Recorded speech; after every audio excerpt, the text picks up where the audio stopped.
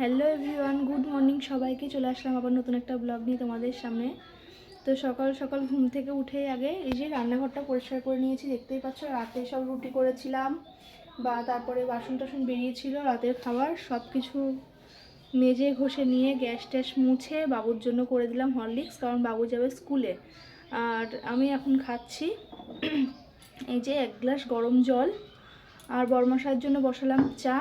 তো চলো, আর আমি এখনও কাঠবাদাম টাদাম খাইনি, ওদের খাওয়া হয়ে গেছে। আর আজকে যেহেতু সোমবার, তো ডিম সেদ্ধও করিনি।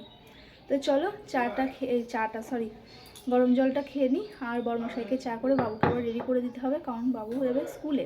ওর 8টা থেকে স্কুল আছে, তো ওকে রেডি করে দিতে হবে। তো চলো, ওকে রেডি করে স্কুল পাঠিয়ে তারপরে তোমাদের সামনে আসছি, না হলে অনেক লেট হয়ে যাবে। আর এখন সময় হচ্ছে 7টা 22, আর উঠেছি 6টার দিকে। তো 6টা থেকে উঠে এই যে রান্নাঘরের কাজটা আগে সারলাম, কারণ রান্নাঘরটা সবার আগে দরকার মেয়েদের, বউদের, বাড়ির বউদের। তো ওই জন্য রান্নাঘরটাই আগে গুছিয়ে নিলাম। গুছিয়ে তারপরে বাবুর জন্য খাওয়ার হরলিক্স গুলিয়ে দিলাম। তো চলো, বক বক না করে বাবুকে হরলিক্সটা খাওয়াই, তারপরে রেডি করে দিই ওকে। তো দেখতেই পাচ্ছ চা হয়ে গেছে, তো বড়মশাইকে দিয়ে দেবো। আর আমি ছোটো কাপে নিলাম, এই যে কাঠবাদামটা খাবো, তারপরে চা খাবো। তো চলো বড়মশাইকে দিয়ে দিই, তারপরে এই যে আমার সোনা বাবাকে রেডি করাতে হবে। তো চলো চাটা আগে খেয়ে তারপরে রেডি করাই।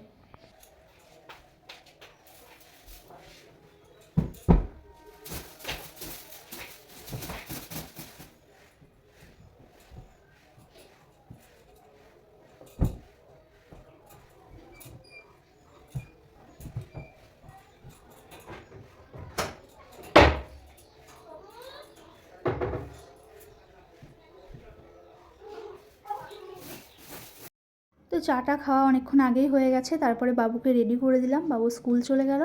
আর তারপরে আমি এখন লেগে পড়লাম সংসারের কাজে। তো দেখতেই পাচ্ছ, ফার্স্টে গুছিয়ে নিচ্ছি বিছানা, আর তারপরে দেখতেই পাচ্ছ আগের দিনের সমস্ত জামাকাপড় সব এক গাদি চেয়ার পুরো লোড করে রেখেছি। তো সেগুলো গোছাবো। তো সবার ফার্স্টে আগে ভাবলাম বিছানাটা গুছিয়ে নিই, কারণ সকালবেলা করে যদি বিছানাটা অগোছানো থাকে খুব দেখতে বাজে লাগে, আর কাজেও এনার্জি পাওয়া যায় না। আর বিছানাটা পরিষ্কার পরিচ্ছন্ন থাকলে পরে বেশ ভালো লাগে, মনটাও ভালো লাগে, আর কাজেও এনার্জি পাওয়া যায়। তো চলো এখন বিছানাটা সবার আগে গুছিয়ে আমি জামাকাপড়গুলো ভাঁজ করে নতুন জামাকাপড়গুলো আলমারিতে তুলে রাখবো, আর যেগুলো পুরনো বাড়ি পড়া সেগুলো শোকেসে রাখবো। তো চলো এখন ফটাফট কাজগুলো সেরে ফেলি। তো দেখতেই পাচ্ছ সুন্দর করে বিছানাটা গুছিয়ে নিয়েছি পুরো সাট করে। তো এরকম সাট বিছানা দেখতে বেশ ভালোই লাগে, কিন্তু বাবু স্কুল থেকে আসলে পরেই বিছানার অবস্থা খুব খারাপ হয়ে যাবে। তো বাচ্চা কাচ্চা বাড়িতে থাকলে এরকমই হয়, তাই না? আর যতক্ষণ ও স্কুলে থাকে ততক্ষণ ঘরটা বেশ গোছানোই থাকে। তারপরে আসলে পরে যা তাই হয়ে যাবে, তারপরে আবার পড়াতে আসবে, তখনও ঠিক থাকবে। পড়া হলে আবার যা তাই হয়ে যাবে।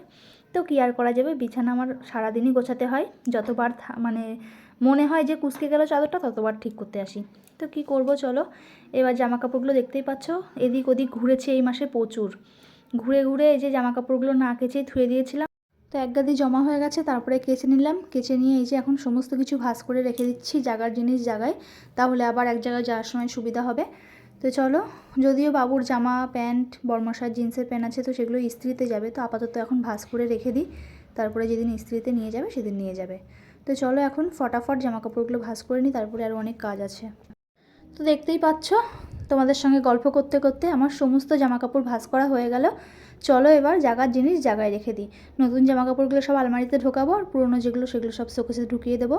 তো চলো, এখানে তো আমি ঠাঁই পাবো না উপরের থাকে, তো ওই জন্য চেয়ার নিতে হচ্ছে। তো উপরের থাকটা অনেকটাই উঁচু, তো ওই জন্য চেয়ার নিয়ে এই যে উপরের থাকে, সবার উপরের থাকে রাখছি সোয়েটার। তো চলো সোয়েটারগুলো রেখে নিই, তারপরে সমস্ত জামাকাপড় জায়গার জিনিস জায়গায় রেখে তারপরে বাদবাকি কাজ সারবো।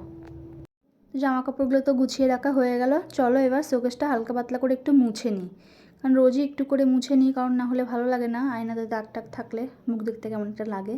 তো চলো শোকেস টোকেস রোজ একটু করে মুছে রাখলে কি হয়, তাহলে ধুলোটা বেশি একটা পড়ে না, নোংরাও হয় না। তো আলতো হাতে রোজই হয়ে যায় হালকা পাতলার মধ্যে, না হলে এক গাদি নোংরা করে সেসব জিনিস কাজ করতে গেলে তো অনেকটা সময় লাগে। আর এটা রোজ একটু একটু করে করলে পরে তো সময়টা কম লাগে। তো এই শোকেসটা অনেক পুরনো, তো আমার বিয়ের পরে আমার বাবা দিয়েছিল। তো বাবু তখন অনেক ছোট ছিল, দেখতেই পাচ্ছ অনেক কিছু ভেঙেও ফেলেছে আর কেমন একটা হয়ে গেছে। তো তবুও আমি যত্ন করে রেখে দিই, রাখার চেষ্টা করি। তো দেখতেই পাচ্ছ যেমন পারি মোটামুটি একটা গুছিয়ে নিলাম। আর তারপরে যে আলমারির ওই ভয়ে আমি আলমারির প্যাকেটটা খুলিনি, কারণ জানি বাবু কখন কেসপেন দিয়ে দাগিয়ে টাগিয়ে দেবে। তো ওই জন্য দেখতেই পাচ্ছ এখানে কভারটা পরানোই আছে, প্লাস্টিক লাগানো আছে, তো ওটা আর খুলিনি। তো দেখতে পারলে ওই ঘরের বিছানা গোছানো, ঘর গোছানো কমপ্লিট হয়ে গেল। ছোটো ঘরটাও গোছানো হয়ে গেছে, রান্নাঘরটাও গোছানো হয়ে গেছে, সমস্ত কাজ আমার কমপ্লিট হয়ে গেছে সকালের। আর এরপরে আমি এখন ঘরটা ঝাড় দিয়ে নিচ্ছি, তারপরে ঘরটা মুছে নেব। তো সমস্ত কাজ সারা হয়ে গেছে। তো সমস্ত কাজ সেরে ঘরটার মুছে একবারে সোজা চলে এসেছি রান্নাঘরে। আর রান্না বসিয়ে দিলাম, আলু সেদ্ধ ভাত বসালাম, আর পাশের গ্যাসে মুগ ডাল বসিয়ে দিলাম। আজকে যেহেতু সোমবার, তো একবারে রান্নাটা ভাবছি করে নেব, তারপরে স্নান করে পুজো দিয়ে নেব। তো চলো, আর বড়মশাই চলে আসবে, ওই জন্য আলু ভাতে দিলাম, আলু পেঁপে এগুলো ভাতে দিয়ে দিলাম। যদিও চলে আসে তাহলে খেয়ে নেবে এগুলো দিয়ে, তারপরে আমি ধীরে সুস্থে রান্না করে আমি পুজো দিয়ে নেব। আর বাবু তো এখনও স্কুল থেকে আসেনি, ওর 10টা 15 ছুটি, আস্তে আস্তে 10:30 বেজে যাবে। তো চলো রান্নাটা এখন ফটাফট করে নিই।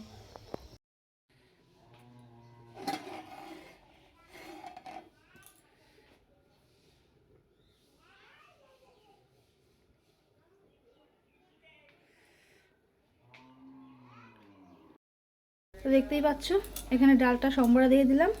আর চলো, এই যে শুকনো লঙ্কা ভেজে রেখেছি, আর ভাতের মধ্যে আলু আছে, তো আলুটা সেদ্ধ মাখিয়ে নিই বের করে।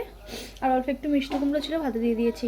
তো চলো এখন ফটাফট আলু সেদ্ধটা মেখে নিই, কারণ বড়মশাই চলে আসবে। তো চলো, আলু সেদ্ধ করা হয়ে গেছে, দেখতেই পাচ্ছ এখানে আছে মুগের ডাল পেঁপে দিয়ে, তো দারুণ টেস্ট হয়েছিল ডালটা। আর এদিকে এই যে আলু সেদ্ধ, পেঁপে সেদ্ধ, আর মিষ্টি কুমড়ো সেদ্ধ। তো মিষ্টি কুমড়োটা অনেক দিন ধরেই ছিল ফ্রিজে, নষ্ট হচ্ছে, তো ভাবলাম সেদ্ধ দিয়ে দিই, খাওয়া হয়ে যাবে একটু করে। তো চলো, দেখতেই পাচ্ছ এখানে 3 রকম সেদ্ধ আছে, আর ওদিকে ডাল আছে, আর হাঁড়িতে ভাত। তো আপাতত এগুলো দিয়েই খাক, আর তারপরে আমি রান্না করব সয়াবিন। তো আজকে অনেক দিন পরে মনে হলো যে একটু ছোটো ছোটো সয়াবিনগুলো খেতে ইচ্ছা করছে খুব, তো বড়মশাইকে বললাম ছোটো ছোটো সয়াবিন নিয়ে আসো, খাবো। তো সয়াবিনটা আমার অতটাও ভালো লাগে না, কিন্তু আজকে জানি না কেন মনে হলো, খেতে ইচ্ছা করলো আর কি। তো ওই জন্য যে বড়মশাইকে বললাম আনতে, তো এনে দিল। তো চলো এখন বড়মশাইয়ের ওদিকে খাওয়া দাওয়া কমপ্লিট হয়ে গেছে, আর এদিকে আমি দেখতেই পাচ্ছ তারপরে রান্নাটা করে ফেলছি সয়াবিনটা। তো দেখতে পাচ্ছ তেলের মধ্যে দিয়ে দিলাম জিরে, শুকনো লঙ্কা, তেজপাতা দিয়ে যে কুটি কুটি করে একদম জিরি করে আলুটা কেটেছি যাতে সয়াবিনের সাথে মেশে। তো দিয়ে তারপরে খুব ভালো করে ভেজে নিচ্ছি আলুটাকে, লবণ হলুদ দিয়ে। তারপরে দিয়ে দেবো সয়াবিন। তো সয়াবিন দিয়ে খুব ভালো করে ভেজে নিয়ে এর মধ্যে জিরে বাটা, আদা বাটা, লঙ্কা বাটা, তো এই 3টে মশলা দেবো, দিয়ে খুব ভালো করে কষিয়ে আমি পরিমাণ মতন জল দিয়ে দেবো। নামানোর আগে গরম মশলা আর সামান্য একটু ঘি দিয়ে নামিয়ে নেবো। তো দারুণ টেস্ট হয়েছিল তরকারিটা।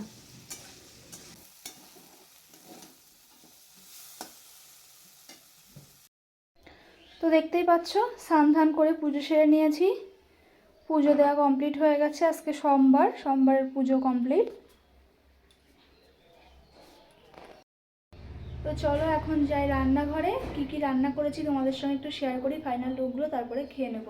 আর এখন সময় হচ্ছে 2:15। তো চলো এখন যাব রান্নাঘরে, খাওয়া দাওয়া সেরে ফেলবো। আসলে রান্না বান্না অনেকক্ষণ আগেই হয়ে গেছিলো, তো তারপরে শুয়ে বসেই ছিলাম, একটু আলিশি ভাব লাগছিলো আজকে, তো যার জন্য আর তোমাদের সঙ্গে কাজটা শেয়ার করা হয়নি। তো অনেক কাজই করেছি আজকে। তো চলো এখন যাই রান্নাঘরে। তো দেখতেই পেলে রান্নাবান্না টুকটাক অল্প একটু শেয়ার করেছি তোমাদের সঙ্গে। আর রান্না করে আজকে যেহেতু সকাল সকাল রান্না হয়ে গেছিলো, তো টুকটাক কাজ করেছি, যেমন এই র্যাকটা একটু নোংরা হয়েছিল, তো এটা পরিষ্কার করলাম। তারপরে এই যে সাবান ধোয়ার এই র্যাকটা একটু পরিষ্কার করলাম। তো টুকটাক কাজ করেছি, করে বসেই ছিলাম। তারপরে গ্যাস ট্যাস মুছে সমস্ত কাজ সেরে অল্প কিছু জিনিস ভিজিয়েছিলাম, তো সেগুলো কাচলাম, আমার সোয়েটার টোয়েটার সব কিছু, তো সেগুলো নেড়ে দিলাম। তারপরে স্নান মাথা ঘষে স্নান করে পুজোটা দিয়ে নিলাম। তো চলো এখন রান্নাগুলো শেয়ার করি, তারপরে খাওয়া দাওয়াটা সেরে ফেলবো। চলো, এই যে হাঁড়িতে ভাত আছে, আর এগুলো তো সকালে দেখিয়েছি 3 রকমের ছানা, সকালে খাওয়া হয়েছে আর একটু করে আছে। আর এদিকে এই যে ডাল আছে, মুগের ডাল পেঁপে দিয়ে। আর এই যে এখানে আছে সয়াবিনের তরকারি, একদম কষা কষা করে করেছি, আসলে আলু লাগছে তাই হওয়া। তো দেখতেই পাচ্ছ কাঁচা লঙ্কা দিয়ে করেছি সয়াবিনের তরকারিটা। তো চলো খাওয়া দাওয়া সেরে তারপরে তোমাদের সামনে আসছি। গুড ইভিনিং বন্ধুরা, তো অনেকটা সময় বাদে আবার তোমাদের সামনে আসছি। তো আজকে তো বাবুকে সকালে পড়াতে আসেনি, এসছিল বিকালে। তো দেখতেই পাচ্ছ রোজ তো বিকালে আমি চা খাই, তো আজকে বাবুর স্যার এসে যেহেতু বাবুর স্যারের জন্য একটু চা করে নিলাম, আর বাবুকে দিচ্ছি দুধ বিস্কুট। তো ওদেরকে আগে ঠাকুর ঘরে চাটা দিয়ে আসি, মানে ছোটো ঘরে, তারপরে আমি এই যে চলে এসেছি ঘরে চা নিয়ে, আমার চাটা নিয়ে ঘরে চলে এসেছি। তো আমি এখন একা একা বসে ঘরে চাটা খাচ্ছি, আর পাশের ঘরে তো বাবুকে স্যার পড়াতে এসছে, তো ওকে পড়াচ্ছে। আর তারপরে না হট করেই আমার শরীরটা দুপুর থেকে একটু খারাপ খারাপ লাগছিলো, তোমাদের সঙ্গে শেয়ার করা হয়নি, কিন্তু রাতে যে এতটা শরীর খারাপ হয়ে যাবে আমি ভাবতে পারিনি। হঠাৎ করে গলায় জানি না কী হলো, গুটি গুটি একদম গলার কাছে ভিতর দিকে গুটি গুটি দুটো কি বেরিয়েছে, তো খুব ব্যথা, মনে হচ্ছে যেন কাটা ফুটলে যেরকম হয় তো সেরকমভাবে হিংছে।